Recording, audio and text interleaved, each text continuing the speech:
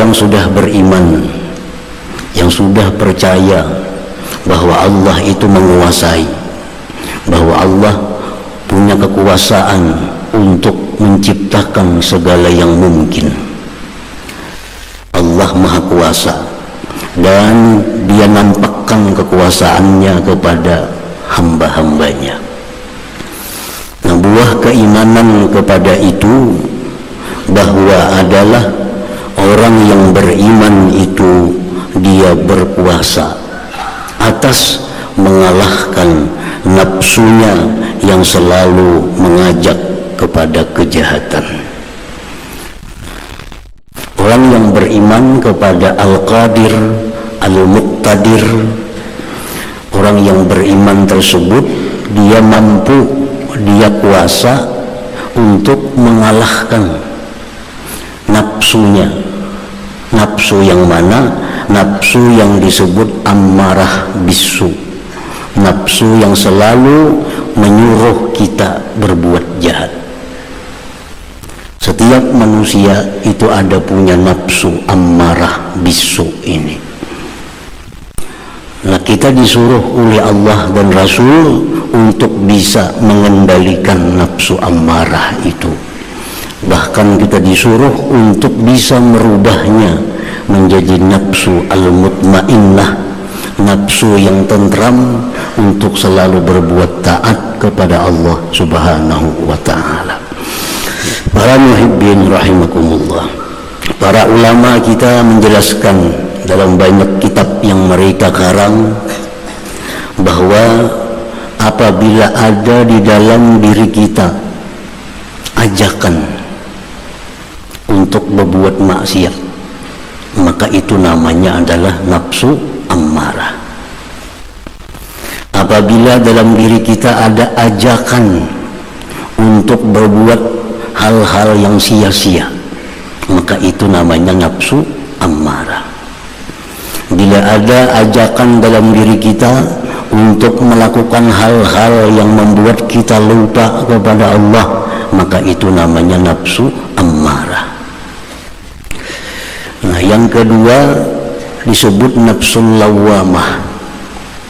Apabila kita berbuat dosa, berbuat yang sia-sia, lalu kita sedih, lalu kita mencela diri kita, maka itu namanya nafsul lawamah. Nah, apabila kita senang berbuat taat, kita nyaman berbuat taat, kita diajak untuk melakukan kebaikan-kebaikan, maka itulah yang dinamakan nafsul mutmainnah. Nah, para muhibbin rahimakumullah, jadi bila dalam diri kita ada ajakan untuk berbuat hal yang hura-hura, ketahuilah bahwa itu dari nafsu ammarah. Nafsu ammarah, nafsu yang membawa kita ke neraka. Kalau kita turuti aja kehendak nafsu ammarah nih, ujung-ujungnya kita masuk neraka.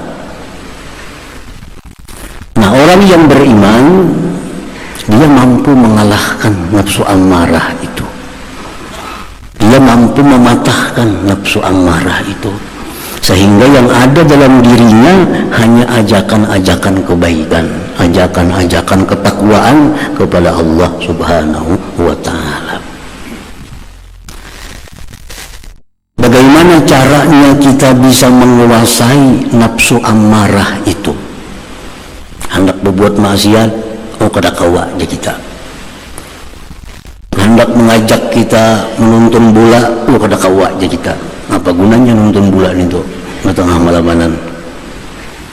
Hendak melakukan hal-hal permainan, kada kawa aja kita.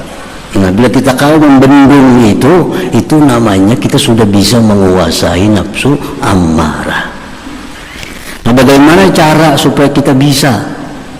Jangan sampai kita yang dikuasai oleh nafsu ammarah. Hendak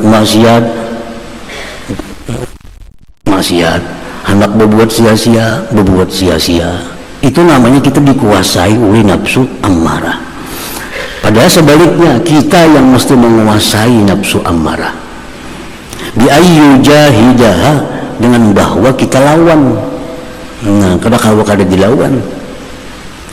Bisikan-bisikan yang mengajak kita maksiat itu kada dilawan. Yang dinamakan oleh Rasulullah SAW bil jihadil akbar, dengan jihad yang besar. Kalau kita bisa melumpuhkan orang-orang yang merusak Islam, itu namanya jihad kecil. Kita bisa mengalahkan kufar, orang-orang kafir yang mengganggu kaum muslimin, itu namanya jihad kecil. Tapi kalau kita bisa mengalahkan nafsu amarah ini, itu disebut Nabi jihadul akbar, jihad yang besar. Nah, para muhibbin rahimakumullah, kenapa kalau kita berperang itu disebut jihad kecil, sedangkan melawan nafsu disebut jihad besar? Karena kalau kita kalah dalam berperang dengan orang musyrik, kita mati dalam peperangan, kita masuk surga sebagai syahid. Tapi kalau kita kalah dalam melawan nafsu, kita mati, masuk neraka, mati sakit. Nah, oleh karena disebut jihad akbar ini. Jihad akbar, jihad melawan nafsu. Kalau kita menang, kita surga. Kalau kita kalah, kita neraka. Nah, kalau berjihad dengan orang kafir, itu kalah menang surga. Menang surga, kalah surga. Jadi kan ada sakitnya orang berjihad kalau orang kafir itu.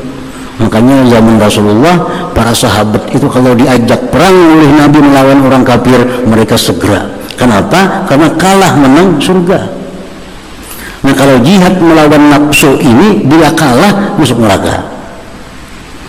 Hendak maksiat ditulusakan, hendak yang macam-macam ditulusakan. Kada kalau mengalahkan, itu ngarannya kita kalah. Nah, ujung-ujungnya kita masuk neraka kayaknya. Para muhibbin rahimakumullah, dengan apa kita memerangi nafsu ini? Ini nafsu paling tuha dalam diri, nafsu amarah. Kanak-kanak begitu lahir ke dunia, yang dibawanya nafsu amarah. Ini bawaan sudah, bawaan dalam parut sudah nafsu amarah. Nah, kita disuruh mengalahkan itu. Kayak apa cara supaya bila datang ajakan maksiat, oh kada kawa. Datang ajakan hura-hura, oh kada kawa. Ada bayai yang sia-sia, oh kada kawa. Kayak apa supaya bisa demikian? Nah, para ulama ahli suluk yang sudah mempraktikkan, yang sudah menguji, ada beberapa cara supaya kita bisa mengendalikan itu. Wajihaduha bi arba'ati khisal, memerangi nafsu amarah ini senjatanya 4 macam. Senjatanya 4. Bila 4 senjata ini kita gunakan, maka nafsu dalam diri kita akan berubah menjadi nafsu mutmainnah, yang ujungnya akan masuk ke dalam surga Allah subhanahu wa ta'ala. Nah, para muhibbin rahimakumullah, apa yang 4 perkara itu? Yang pertama, taklilut ta'am, menyedikiti makan. Rasulullah SAW bersabda, jahidu ampusakum biljur. Jar Nabi, perangi nafsu amarah itu dengan lapar. Dengan lapar. Orang lapar ini dibawain apa aja kulir. Bila orang tua lapar, bawain kenapa kak? Ya kita main bola yuk, lapar nah. Kita berjalanan mau ke sana, ada kawa lapar. Nah, lapar itu senjata untuk memerangi nafsu amarah. Jahidu ampusakum biljur, maka berjihadlah kalian akan nafsu-nafsu kalian dengan lapar. Rasulullah sallallahu alaihi wasallam bersabda lagi, ilbasu wa kulu washrabu bi ansafil butun fa inna juz'un minan nubuwah. Jar Nabi, makan, minum itu separuh perut. Separuh perut saja. Itu bagian dari kenabian. Itu pekerjaan-pekerjaan para nabi. Para nabi bukan kada makan cuma separuh perut. Nah, jangan sampai kabulu artinya. separuh aja. Imam Syafi'i radhiyallahu anhu mengatakan kalau hendak paling maksimal perut itu dibagi 3. Ujar Sidin, sepertiga untuk makanan, sepertiga untuk minuman, sepertiga untuk udara. Ada sahabat Nabi nang meriga di hadapan Nabi, panjang meriga. Ya, Nabi kekenyangan makannya, kekenyangan. Ini separuh perut itu sudah cukup. Waqala aydan, dan Rasulullah bersabda pula, wa qillatut ta'am hiyal ibadah, sedikit makan itu ibadah. Kita makan misalnya, kita dikiti pada biasa, ini sepiring jubung, ini buangi jubungnya sepiring aja, mengurangi itu sudah ibadah, mengurangi ibadah. Qillatut ta'am hiyal ibadah, ujar Nabi. Wafil hadis tersebut, dalam hadis, adimu qar'aba bil jannah yuftah lakum, ujar Nabi, selalu kekali mengetuk pintu surga. Pintu surga itu katuk terus. Jadi sahabat, kayak apa cara mengetuknya wahai Rasulullah? Qala, ujar Nabi, al bilju, dengan lapar. Nah, orang lapar itu mengetuk pintu surga. Artinya apa? Dengan lapar itu maka nafsu amarah kita akan terkendali, yang timbul hanya nafsu mutmainnah, dan itu akan masuk surga. Jadi orang lapar itu orang yang mengetuk pintu surga, ujar Nabi kita. Wafil hadis tersebut, dalam hadis pula, inna ahlal ju' fid dunya hum ahlus shiba fil akhirah, ujar Nabi, orang-orang yang lapar di dunia itulah nanti orang yang kenyang di akhirat. Jadi bukan berarti kada ada makanan, kada. Nah, maksudnya kada makan sama sekali, itu kada ajaran Nabi kita. Ajaran Nabi kita makan tetap makan, cuma jangan sampai kekenyangan. Nah, jangan sampai kekenyangan.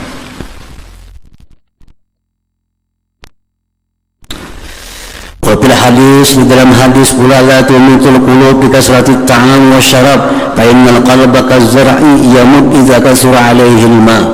Ujar Nabi, jangan kalian matikan hati kalian dengan banyak makan minum, bahwa hati seperti tumbuh-tumbuhan mati bila kebanyakan banyu. Perumahan bila banjir matiannya. Nah, demikian pula hati, bila diisi aja makanan, isi minuman, kada ada perainya, kada kau lapar sedikit, kada sempat lapar isi, kada sempat lapar isi, nah hati akan mati.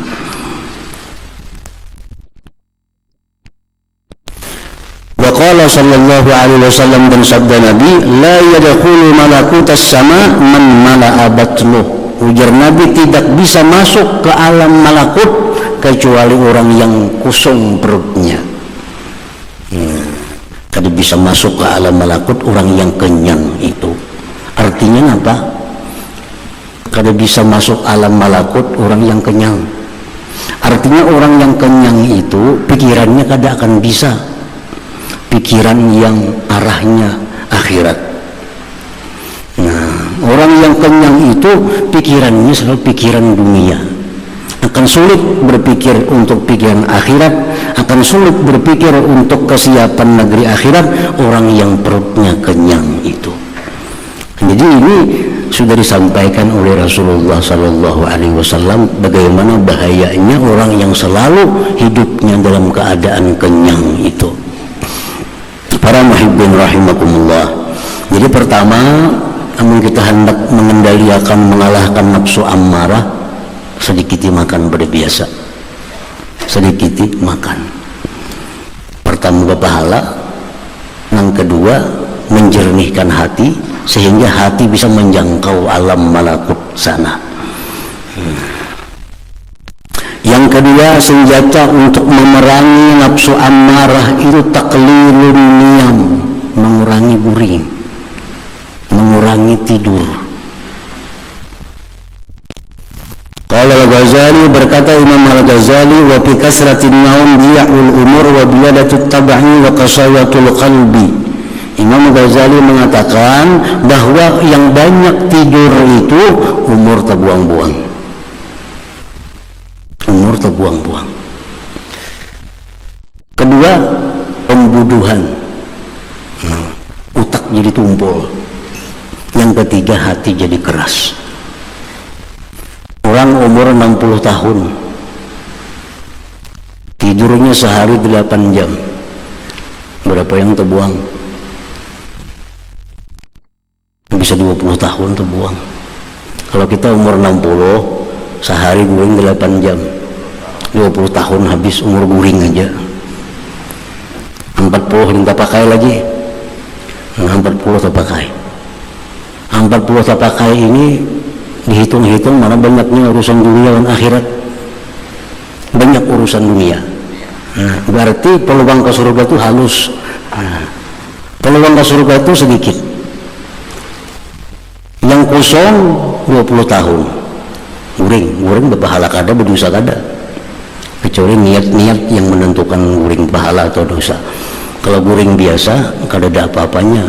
40 tahun 40 tahun dihitung-hitung yang kita kada guring, pikiran, pekerjaan, banyak urusan dunia.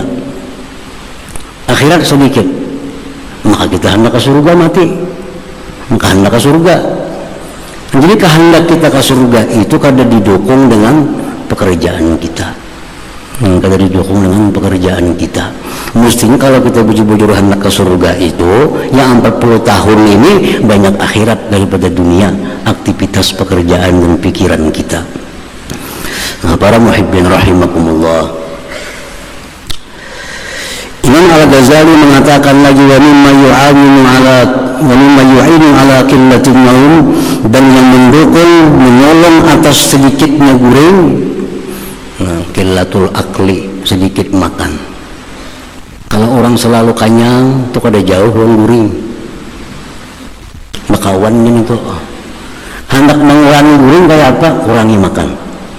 Ujar Imam Ghazali, kurangi makan.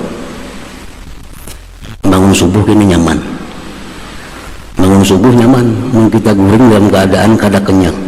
Kalau kita guringnya kenyang, bangun subuh sulit, apalagi bangun tahajud. Sedikit makan. Nah, jadi yang kedua, senjata untuk menguasai nafsu amarah ini guring disedikiti. Nah, guring disedikiti. Yang ketiga, taklilul kalam, mengurangi berbicara, mengurangi bebandir. Rasulullah bersabda, man kana yu'minu billahi wal yawmil akhir falyakul khairan aw liyasmut.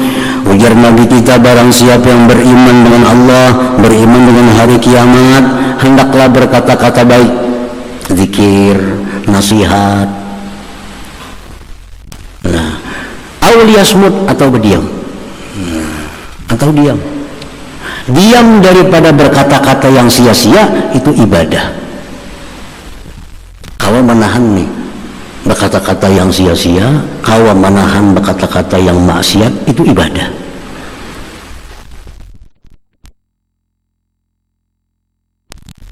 Wafil hadis tersebut, dalam hadis, man kasura kalamuhu kasura saktuhu, wa man kasura saktuhu kasurat junubuhu, wa man kasurat junubuhu kanatin naru awlabi.